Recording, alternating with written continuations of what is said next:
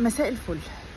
سريعا كده عايزه اقول لكم على شويه مشاعر احنا بنحسها كابناء النرجسيين، وانا عايزه اقولها لكم علشان ما تحسوش ان انتوا لوحدكم، او ان انتوا الوحيدين اللي بتحسوا هذا الاحساس، او ان انتي غلطانه في حاجه انك حاسه بكده، او ان في حاجه عجيبه.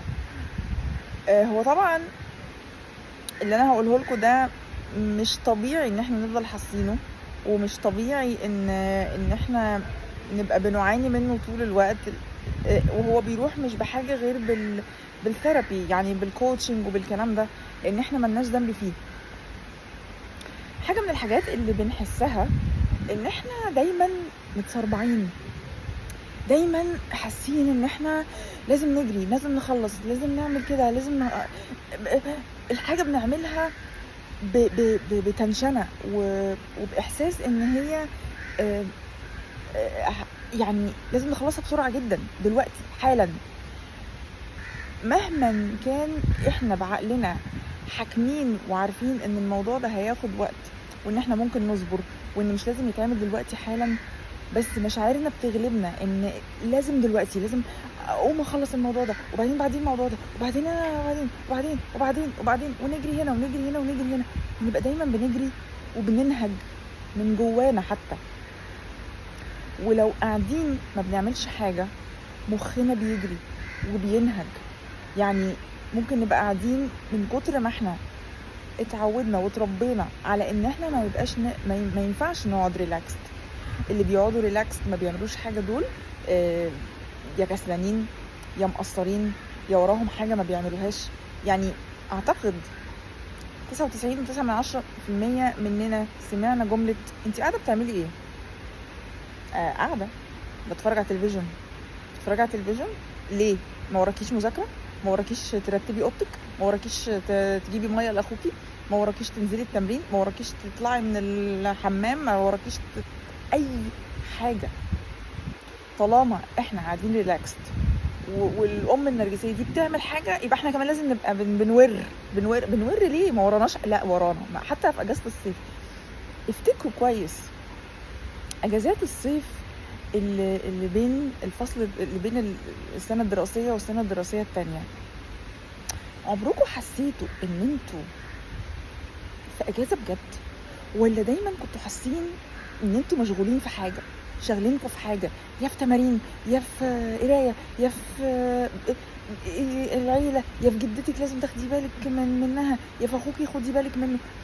افتكروا معايا، يمكن انا بنسى او كبرت بزياده، بس انا مش متخيله او مش متذكره ان انا كنت بقعد ريلاكست او ما بعملش حاجه من غير ما احس بالذنب، او حد يحسسني بالتقصير، او بان انا في حاجه المفروض اعملها وما بعملهاش.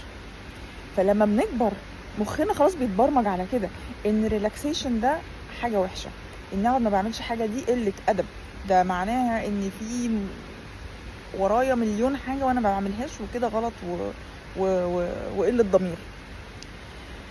طبعا علشان نبتدي نعرف ان احنا ناخد نفس ونقعد ما بنعملش حاجه حتى لو ورانا حاجه، ويبقى من حقنا ان احنا نريح، ومن حقنا ان احنا نبقى مش بنجري، مش بنلهث ورا الحاجات.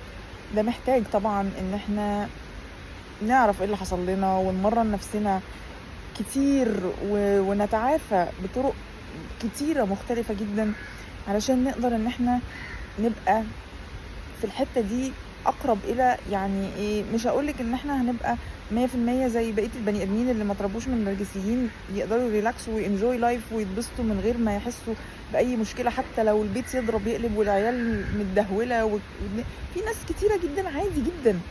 انا قاعدة باخد وقت لنفسي، المي تايم بتاعي، ورايا مليون حاجة، ما انا هيفضل ورايا مليون حاجة، هيفضل.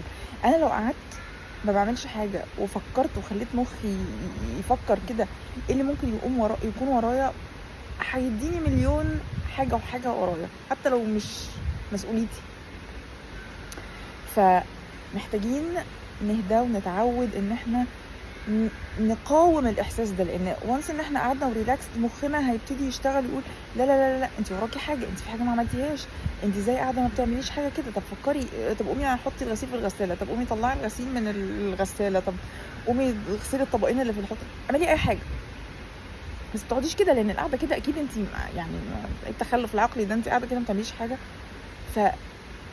فلازم اقاوم واكلم عقلي واقول له لا عادي انا تعبت، فمن حقي ارتاح، واللي ورايا ده هيفضل ورايا وهقوم اعمله في لحظه ما، بس اعمله وانا قادره بدل ما اعمله وانا مش قادره، لان طول ما انا بعمل الحاجه وانا مش قادره عماله اكون في احساس تعب، اجي على اخر اليوم خلصانه، ما عنديش طاقه لنفسي، ما عنديش طاقه اني اراجع هو ايه اللي حصل في اليوم اصلا، إيه المفروض كنت اعمل ايه وما اعملش ايه، ممكن المفروض ارد اقول ايه وممكن المفروض ما اردش اقول ايه. فده من الحاجات للاسف اللي بنواجهها وبنتعود عليها من التربيه، مش عشان احنا غلطانين او يعني احنا مجانين مثلا، تخلوش حد يقنعكم ان انتوا ايه يا مجنونه انت طول النهار تعملي وتلفي، الموضوع له اكيد جذور. حاجه تانية برضو انا يعني لاحظتها جدا، ان احساس اللاك او بالانجلش لاك بالعربي اللي هو ان الحاجه مش موجوده، يعني حاجه شحه في السوق يعني، فدايما عندنا احساس ان الحاجه هتخلص، ان الوقت هيخلص، ان الفلوس هتخلص، ان المجهود هيخلص، ان اللي حوالينا هيخلصوا هيمشوا ويسيبونا في لحظه ما، فعلى طول برضو حاسين ان احنا لازم نلم اللي بنحب الحاجات اللي بنحبها والحاجات اللي عايزينها على قد ما نقدر. مش طمع ملوش علاقه خالص بالطمع او بان احنا عندنا يعني شهوه حب الحاجات، لا خالص، يعني الموضوع عندنا بيبقى معمول بطريقه تانية، ان احنا حاسين ان كل حاجه ممكن تسيبنا وتمشي، في مكان عايزينه هيخلص فلازم نروح نقعد بسرعه نجري على الترابيزه، في مكان عايزين نركن فيه، اماكن الركن اكيد هتخلص، الباركينج، يعني نيجي نازلين المول كل مشكلتنا عمالين نفكر من قبل ما ننزل من البيت يا ترى هنلاقي مكان نركن ولا لا، حتى لو احنا متاكدين ان احنا رايحين في وقت فاضي وفي اماكن كتيره جدا، مستحيل تلاقي دايما مخك بيشتغل في الحاجه اللي ممكن تخلص. طب ولو ما لقيتش مكان اركن فيه، طب هعمل ايه، هقعد الف، طب وهلبس، طب ما البس بقى جزمه مريحه علشان لما امشي كتير، بهدله.